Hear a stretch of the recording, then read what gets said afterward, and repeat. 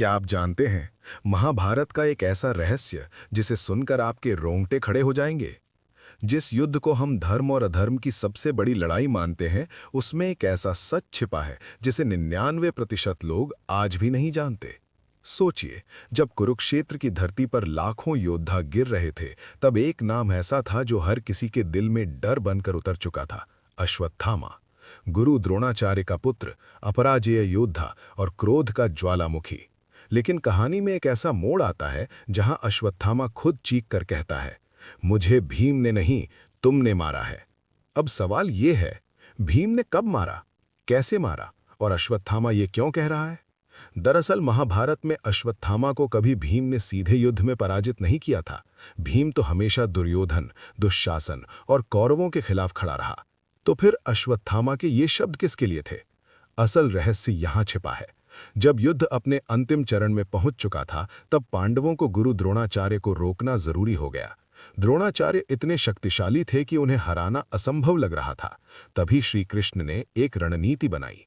एक हाथी का नाम था अश्वत्थामा। भीम ने उस हाथी को मार दिया और जोर से घोषणा की, अश्वत्थामा मारा गया। द्रोणाचार्य के कानों में ये शब्द पड़े। उनका हृदय कांप उठा, क्योंकि उन्होंने समझ लिया कि उनका पुत्र अश्वत्थामा मर गया। युधिष्ठिर ने आधा सच बोला, अश्वत्थामा मारा गया, लेकिन हाथी। लेकिन द्रोणाचार्य उस क्षण सच सुनने की हालत में नहीं थे। उन्होंने हथियार डाल दिए और तभी उनका वध हो गया। अब सोचिए, अश्वत्थामा के पिता की मृत्यु का कारण कौन बना? भीम? नहीं, वो रणनीति, वो छल, वो शब्द जिसने द्रोणाचार्य को तोड़ दिया। इसीलिए अश्वत्थामा के भीतर आग भड़क उठी। उसने महसूस किया कि युद्ध में उसे नहीं, उसके पिता को मारने का असली कारण वही लोग थे जिन्होंने ये योजना बनाई।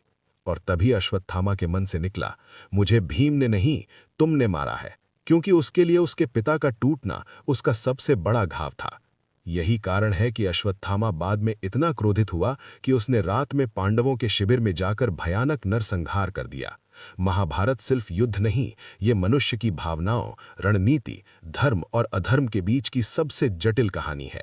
अगर आपको ऐसे ही महाभारत के अनसुने रहस्य, चौंकाने वाले सच और भावनात्मक कहानियां जाननी है, तो अभी YouTube चैनल कृष्ण दृष्टि महाभारत को सब्सक्राइब जरूर करें, क्योंकि यहाँ महाभारत की हर कथा एक नई दृष्टि देती है। क्या आप जानते थे ये सच? कमेंट में जरूर बताइए।